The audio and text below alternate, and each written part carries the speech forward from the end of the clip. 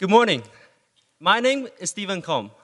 Some friends call me King Combe, as I look just like him. Some go with Stevie. So just do what suits you. As I was preparing for this speech, I faced with my dad to seek inspiration. He spent hours commenting on Chinese politics, major economic issues, and recent technology breakthroughs, which totally helped me with my speech.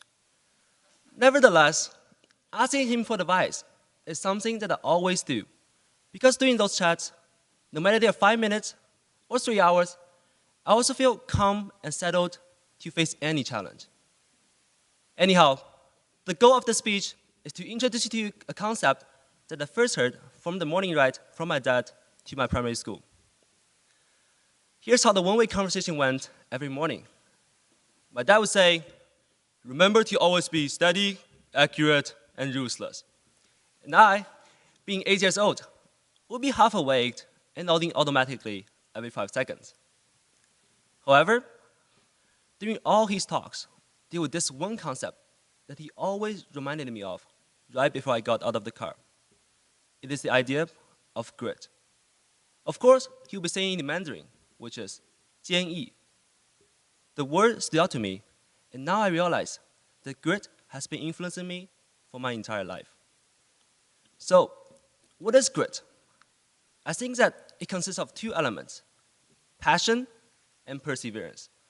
First, passion is a feeling of irresistible desire to spend time on something.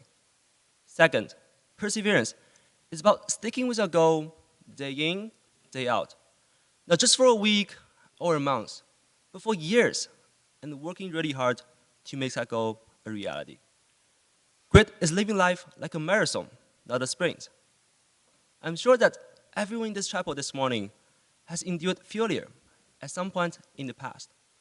But the power to hold on, to continue fighting, is the key to possessing grit. Just as the saying goes, if you hang around the barbershop long enough, sooner or later, you're going to get a haircut. Some of you may know I've been playing the cello, for a while, and I've won a couple different music awards. However, I was not always like this. I often say that I picked up cello because I was so amazed after a concert by the famous cellist Yo-Yo Ma. That was just a fairy tale. What really happened was my mom said to me, "Hey Steven, since not many kids play the cello, I say you give it a go and you might be really good at it." So, here I am. During the first few months after I started, believe me when I say the playing I have is not really musical. According to my mom, my playing sounded like a saw cutting through a log. When I revisited some of my recordings from that time, oh boy, they're indeed terrible. But luckily, soon I discovered the cello made sense to me. After playing for 4 years, I decided to audition for the Shanghai Youth Symphony Orchestra, one of the most respected in the country. Remembering all the faith my instructor and all my friends had in me, I went into the audition room. Apparently, I was too young and naive, as days later, I opened up the email and read, "Unfortunately," and my eyes went wet.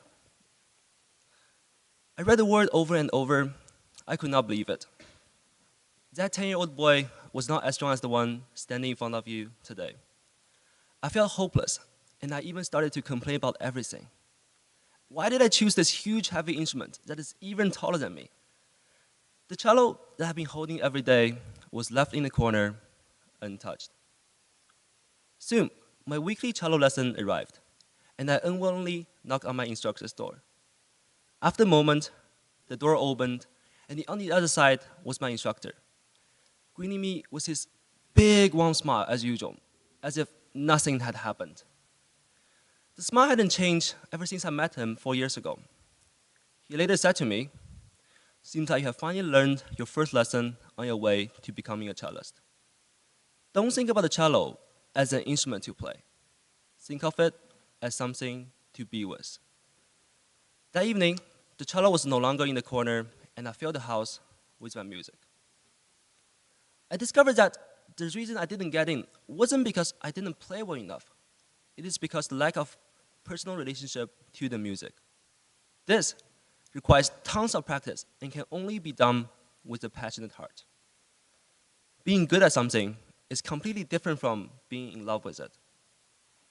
From then on, I started to sing independently and develop my own way of practicing. There was this one time that I brought my cello outside to practice a difficult piece. It was all quiet and peaceful until some bird came and decided to poop on my cello precisely. Well, that explains why I still have a white stand on my cello. Sometimes, you give everything you got and just watch your effort ripple out. Believe me, things happen. I mean, anything, including the bird incident. Many people, including myself, tend to wait for the perfect moment to do something.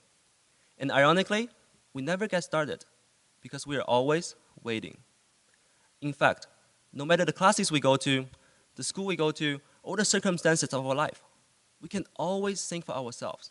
And that is the most important step on our way to pursue our passion.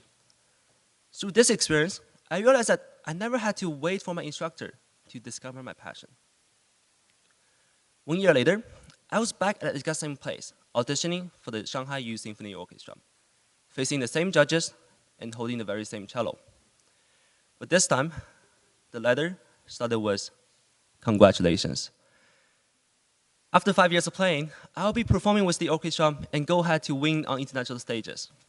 I fell in love with my cello's deep resonant sound that tugged at my heart every time I played it.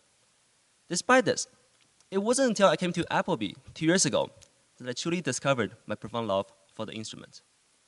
During Arts Week last year, I had a chance to perform a concerto with the Appleby Symphony Orchestra. I've never considered myself as a soloist, but on that stage, I understood how big the difference is between playing in the orchestra and playing with the orchestra. As the one sitting at the front, I felt immense pressure because everyone had worked so hard for me. Right before the performance, Mr. Cambray smiled at me as if he was trying to tell me that I've got this covered. But did I really? I thought about my chosen piece, the Elgar's Cello Concerto, which I've been studying for 6 years. The piece was made famous by my idol, Jacqueline Dupre, who died of her uncontrollable passion for the cello. She always concentrated so much and used up all her energy during performances, which later caused the disease that led to her death. It was this spirit that kept me going when my fingers started to bleed because of the constant shifting on the strings, and to continue when my right hand was too tired to lift up the bow. It is a piece that I deeply connect with. When I play it, I can feel the powerful melody flow through my heart and into every note.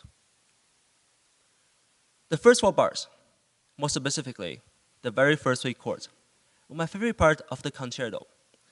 When I first studied the piece, I felt the pride of the opening chord, wild and graceful. But gradually, I sensed more sorrow, tragedy, and desperation, and I felt the increasing power within the successive chords, which combined with silence, allowing the audience to imagine. Every once in a while, I would still think, what if I've chosen differently at my lowest time? What if I've given up on the cello all those years ago? Although I don't know the answers, I'm certain that I'll be telling you a different story. Hardship is inevitable on our way to pursue our passion, but it's never an endpoint. In fact, it is a new beginning. One of the interesting facts about my family is that my sister and I are actually the 76th generation descendants of the great ancient philosopher Confucius, which was quite a big deal in China. And we feel related to his works and theories. There used to be this huge banner of his saying, covered with glass on the wall in our living room, until one day we decided to play some indoor soccer. However, the 4 characters remained, which are gang yi mu ne, meaning the grit, the simple, and the modest are near to virtue. I have to admit that neither my sister nor I are close to achieving what Confucius meant, but our hearts are bonded together as we work toward the goal. For me, the grit part of the saying is the most intricate among all. It is never too early or late for all of us to cultivating a sense of purpose. After you find your passion, this is when perseverance comes in. Some of you may have felt this before when you're gaining a new skill, could be academics, athletics, music, or anything. And you reach the stage where you just feel like there's nothing more to learn and nothing more to improve on. Grit is about excelling beyond an already remarkable level of expertise. Just as my dad always say, you can never be the best, but you can always be better. It is not looking backward with dissatisfaction. It's looking forward and wanting to grow. Now, if you define genius as working toward excellence ceaselessly, with every element of your being and from every perspective, then in fact, I am a genius. And if you're willing to do the same, so are you. Thank you very much, and please set the same up for him 575.